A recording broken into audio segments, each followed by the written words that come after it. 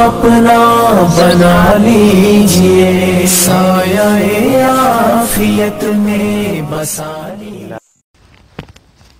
क्या आप बता सकते हैं इल्म गैब क्या है? इल्म गैब के बारे में थोड़ी नॉलेज दे सकते हैं? हाँ ज़रूर, मैंने रिकॉर्डिंग बयान कर ली, मैंने कहा चलो दुनिया तक ये बात पहुँचेगी। जी ज़रूर, ये तो बहुत अच्छी बात है कि आप रिकॉर्ड कर रहे हैं। ब्रदर, इल्म गैब के बारे में अल्हम्दुलिल्लाह मेरी एक बहुत तफसीलन गुफ्तगू आई। और दौलतुल मक्किया के अंदर इमाम अहमद रज़ा ख़ान फ़ाज़िल बरेलवी जो बरेलियों का इमाम है, उसने भी वाज़ेह अक़ीदा बयान किया और इल्म गैब के बारे में, और दीगर उलमाए देवबंद की कई फतावा के अंदर अशरफ थानवी साहब ने भी अक़ीदा बयान किया। उनकी रोशनी में तो ये अक़ीदा एक जैसा, दोनों तरफ एक जैसा है। लेकिन इस पर अगर आप अब अवाम नास में जो उलमा उठी हुई हैं इनकी बात सुनेंगे तो मेरे ख्याल में बहुत, मैं तो दो टोक बात करता हूँ। सबसे पहले याद रखिए कि अल्लाह तबारक तआला ने कुरान करीम में जा बजा अपने इल्म की शान बयान फरमाई और नबी करीम सल्लल्लाहु अलैहि वसल्लम के इल्म की शान बयान फरमाई। अब अक़ीदा जब होगा तो ये नहीं होगा अक़ीदा कि आप किसी एक आयत को पकड़ेंगे और उस पर अपना अक़ीदा ज़ाहिर करेंगे, ऐसा नहीं होगा। बल्कि ऐसा होगा कि आप कुरान करीम को पूरे को पढ़ेंगे और सियाक़ व सबाक़ पढ़ने के बाद फिर आप जो अक़ीदा बयान करेंगे वो अक़ीदा होगा।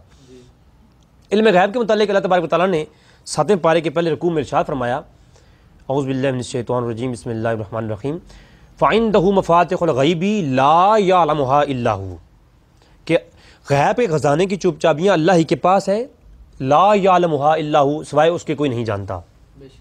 अब अल्लाह ने जब ये आयत नाज़िल हुई, अल्लाह ने अपनी शान बयान फरमाई, तो अब कुछ उलमा इसको पकड़ते हैं और हर चीज़ की नफ़ी कर देते हैं। हालांकि उन्हीं के फतावे में मौजूद है कि जी शैतान को इल्म गैब हासिल है, शैतान को पता है कि फ़लाँ बंदा फ़लाँ गार के अंदर बैठ के इबादत कर रहा है, उसको गुमराह करना है, इन्हीं किताबों में मौजूद है। मलकुल मौत को ये पता है कि फ़लाँ शख्स फ़लाँ कोने में बैठा हुआ है, मैंने जाकर उसकी रूह कब्ज़ करनी है। तो मुझे पहला सवाल तो ये है, क्या ये अल्लाह है या गैरुल्लाह है? आप कहेंगे जी गैरुल्लाह है। अगर अल्लाह के सिवा कोई गैब नहीं जानता तो शैतान और मलकुल मौत के बारे में क्या अक़ीदा रखोगे? भाई ये तो एतराज़ वाज़िया इस कुरान की आयत से टकराव पैदा हो गया। लेकिन अब जब कुरान को पूरे का मुताला करेंगे तो आप ऐसा अक़ीदा बयान करेंगे जिस पर कोई आपको डाउट नहीं होगा। अब कैसे? ये कुरान की एक आयत है, अब इसको पढ़ने के बाद आगे जाएं। सूरह आल इमरान आयत नंबर 179, अल्लाह फरमाता है, वमा कान अल्लाहु लियुतलियकुम अलल गैबि वलाकिन अल्लाह यजतबी मिन रुसलिही मन यशा। और अल्लाह की ये शान नहीं है कि अल्लाह हर किसी को अपने गैब बताए। पहले क्या अल्लाह ने बताया कि मैं ही गैब जानता हूँ, मेरे अलावा कोई नहीं जानता। ये पहला अक़ीदा आप ज़हन में रख लें कि अल्लाह के सिवा कोई गैब नहीं जानता। अब दूसरी सूरत देखें कुरान में, अल्लाह फरमाता है कि अल्लाह की ये शान नहीं, वमा कान अल्लाहु लियुतलियकुम अलल गैब, गैब पर मुतले करे हर किसी को उठा करके बता दे कि ये गैबी बातें हैं। हाँ, यजतबी मुजतबा ये लफ्ज़ एक जैसे हैं, और यजतबी का माना होता है चुने हुए। तो यजतबी मिर रुसलिही, रसूलों में से जिनको चुन लेता है उन्हें अल्लाह ताला फरमा देता है। अब यहाँ पर अक़ीदा ये बना कि अल्लाह ज़ाती तौर पर गैब जानता है, ख़ज़ाने उसी के हैं, अपने ख़ज़ानों में से जितना वो चाहे अपने नबियों को अता फरमा देता है। यही अक़ीदा उलमाए देवबंद ने बयान फरमाया, जो पुराने उलमाए देवबंद ने, आज की बात नहीं कर रहा, और यही अक़ीदा बरेलियों के उलमा ने भी बयान फरमाया। और अब दूसरी आयत आप देखें, इसी तरह सूरह जिन की आयत नंबर 27 में फरमाया, आलिमुल गैबि फला युज़हिरु अला गैबिही अहदन इल्ला मन इर्तज़ा मिर रसूल। अल्लाह की ये शान नहीं कि अल्लाह हर किसी को गैब पर मुतले करे, इल्ला मन इर्तज़ा मिर रसूल, अपने मुर्तज़ा रसूलों को अता कर देता है। क्या नबी करीम सल्लल्लाहु अलैहि वसल्लम अल्लाह के मुर्तज़ा रसूल नहीं है? हर कोई कहता है मुर्तज़ा रसूल है, बल्कि उनका नाम ही एक है मुर्तज़ा। तो अल्लाह ने अपने नबी को अता फरमाया। अब कोई मिकदारें इकट्ठी करना शुरू कर दे, कितना अता फरमाया, कुल बात, तो ये बात का मसला है, और ये एक मैं समझता हूँ नाइंसाफ़ी है।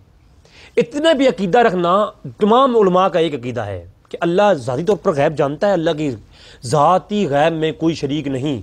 और यही बरेलियों के उलमा ने, इमाम अहमद रज़ा ख़ान ने बयान फरमाया कि अल्लाह का इल्म 7 समंदर और उसमें से जो चिड़िया उड़ती हुई अपनी चोंच में पानी लेती है, नबी का इल्म वो। बात समझ नहीं आई? नवीद भाई आप गौर करें, 7 समंदर है, अल्लाह का इल्म 7 समंदर है, उसमें से चिड़िया उड़ करके जो अपनी चोंच में पानी लेती है वो पानी नबी का इल्म है। ये कौन बयान कर रहा है? इमाम अहमद रज़ा ख़ान फ़ाज़िल बरेलवी, जो बरेलियों का इमाम है, अद-दौलतुल मक्किया के अंदर ये कह रहे हैं, फतावा रिज़वी में मौजूद है। लेकिन अगली बात जो कि बरेली अक़ीदा बयान करते हैं, कहते हैं हम ये कहते हैं कि फिर ये है अल्लाह और नबी के इल्म की निस्बत, हम ये करते हैं کہ اللہ کا تو علم 7 سمندر اور ایک قطرہ نبی کا علم، اور جو نبی کا علم ہے اس کو اگر 7 سمندر مانو اس قطرے کو، تو جو امت ہے تمام امت کا علم وہ چڑیا کے منہ میں ایک قطرہ۔ نبی کے علم کو اب انسان ہم امت کے علم کے ساتھ برابر نہیں کر سکتے، اور یہ عقیدہ تو جو ہے دیوبند علماء نے بھی لکھا ہے۔ سہارنپوری صاحب کو آپ پڑھیں، انہوں نے لکھا، عبدالحی صاحب کو پڑھیں، انہوں نے لکھا، تمام نے یہ لکھا کہ یہ عقیدہ ہمارا بھی ہے کہ ہم امت کے علم کو نبی کے علم کے ساتھ نہیں مانتے۔ علماء دیوبند کے بعض علماء نے اس پہ کافی طویل کام کیا ہے۔ تو یہ ویسے ایک لڑائی ہے عوام میں آپس میں لڑنے کے لیے، وہ شروع ہو جاتے ہیں علم غیب کے منہ سے اٹھا کر کے۔ میں تو سمجھتا ہوں وہ پہلے اپنے علماء کو پڑھیں۔ قرآن کریم میں تو اتنی آیات ہیں اس پر کہ اللہ اکبر۔ سورہ اللہ فرماتا ہے کہ وَعَلَّمَكَ مَا لَمْ تَكُنْ تَعْلَمْ وَكَانَ فَضْلُ اللَّهِ عَلَيْكَ عَظِيمًا۔ اے نبی ہم نے آپ پر فضل عظیم کیا ہے۔ میرے مولا وہ کون سا فضل عظیم؟ وَعَلَّمَكَ مَا لَمْ تَكُنْ تَعْلَمْ۔ ما یہ ماں کا عموم واضح ہے، اس ماں کے اندر کتنی وسعت علمی ہے، یہ علماء سے آپ جا کے پوچھیے۔ اللہ فرماتا ہے نبی ہم نے آپ کو وہ سب کچھ سکھا دیا جو تو پہلے نہیں جانتے تھے۔ جو نبی آپ کو نہیں پتا نا، وَعَلَّمَكَ مَا لَمْ تَكُنْ تَعْلَمْ، جو پہلے نہیں جانتے تھے وہ سب کچھ دے دیا۔ تو امت کے بارے میں نبی کریم صلی اللہ علیہ وسلم کو ہر علم دیا گیا ہے، ٹھیک ہے۔ تو اس پر اس کو امت اب یہ کہے کہ ایک شخص اٹھ کے ابھی کہے کہ جی میرا علم جو ہے نا نبی کے برابر ہے، تو یہ غلط ہے۔ پھر نبی کا علم جو ہے نا وہ زیادہ ہے، اور اس طرح ہے جیسے 7 سمندر اور ان سے چڑیاں جو قطرہ لیتی ہیں نا پانی کا، وہ اب امت کا علم ہے۔ اور اللہ کا علم کے ساتھ جو نبی کے علم کو برابر سمجھے وہ کافر ہے۔ کوئی ایسا نہیں ہے، کوئی یہ بس عوام کا آپس میں لڑائی ہے میرے بھائی۔ تو یہ جو ہے آپ کا سوال تھا، تو میں نے کہا یہ چیز آپ پڑھیں علماء کو نا، آپ ماشاء اللہ مسئلہ کے دیوبند سے تعلق رکھتے ہیں، آپ جو ہے یہ جتنے بھی آپ دیکھیں نوٹ کریں، یہ جو لوگ اس طرح کی باتیں کرتے ہیں نا، انہوں نے اپنی علماء کی کتابیں نہیں پڑھی، انہوں نے اشرف ثانی صاحب کو نہیں پڑھا، انہوں نے مولانا زغری صاحب کو نہیں پڑھا، انہوں نے دیگر جو بڑے علماء دیوبند ہیں ان کو نہیں پڑھا، انہوں نے الحمدللہ اس پہ بڑا طویل کام کیا ہوا ہے۔ تو اس لیے یہ ایک آپ نے سوال تھا، اس قرآن کریم کی کتنی آیات ہیں جو اس پر ایک واضح دلائل کے ساتھ موجود ہیں قرآن کریم میں۔ میں تو ایک اور بات کرتا ہوں، میں کہتا ہوں بھائی یہ مسئلہ ختم کریں۔ قرآن کریم میں ایک واقعہ بیان ہوا عاصم بن برخیا کا، سورہ نمل آپ کھولیے۔ سلیمان علیہ السلام نے اعلان کیا کون ہے تم میں سے جو تخت بلقیس لائے گا؟ تو ایک شخص کھڑا ہوا، پہلے ایک جن کھڑا ہوا، نے کہا جی میں لے آتا ہوں۔ تو قال الذی عندہ علم من الکتاب، جن نے پہلے جن کھڑا ہوا، جن نے کہا میں لے آتا ہوں آپ کی محفل برخاست ہونے سے پہلے۔ تو پھر سلیمان علیہ السلام نے کہا نہیں تو بیٹھ جا، اس سے پہلے مجھے چاہیے۔ تو پھر وہ کھڑا ہوا جس کے پاس کتاب کا علم تھا، فَعِندَهُ مفات قال الذی عندہ علم من الکتاب، جس کے پاس کتاب کا علم تھا، ایک اللہ کا ولی کھڑا ہوا، اس کا نام عاصم بن برخیا۔ تمام مفسرین نے لکھا، اللہ تک کہ حافظ بن کثیر نے بھی لکھا جو کہ دیوبند کے بڑے عالم ہیں۔ تو وہ کھڑا ہوا تو انہوں نے کہا آپ کتنی دیر لگاؤ گے؟ سلیمان علیہ السلام نے پوچھا، تو اس نے کہا بھائی یہاں دیر نہیں لگے گی، آپ کی آنکھ جھپکنے کی دیر سے پہلے آئے گا۔ ابھی آنکھ جھپکی تھی تو پوچھا کدھر ہے؟ کہا پیچھے مڑ کے دیکھے تو تخت بلقیس حاضر تھا۔ تو میرا ایک سوال ہے، تمام مفسرین نے لکھا یمن سے تخت بلقیس مصر میں پہنچا اور آنکھ جھپکنے کی دیر میں پہنچا، جس بندے نے لایا وہ کبھی یمن گئے ہی نہیں پہلے، اس کو کیسے معلوم کہ کدھر پڑا ہوا ہے، کس کمرے میں ہے، کتنا بڑا ہے، کتنا چھوٹا ہے، کیسے آئے گا کیسے نہیں آئے گا؟ یہ قدرت اور یہ طاقت اسے کیسے حاصل ہو گئی؟ تو یہ سوال ہے بھائی، جواب دیں۔ نبی خود حاضر ہے اور کرامت دکھا رہا ہے ولی، اور اس طرح کی دکھا رہا ہے جو کہ عقل سے ماورا ہے، اس کو علم غیب کہاں سے آ گیا، کدھر سے آ گیا؟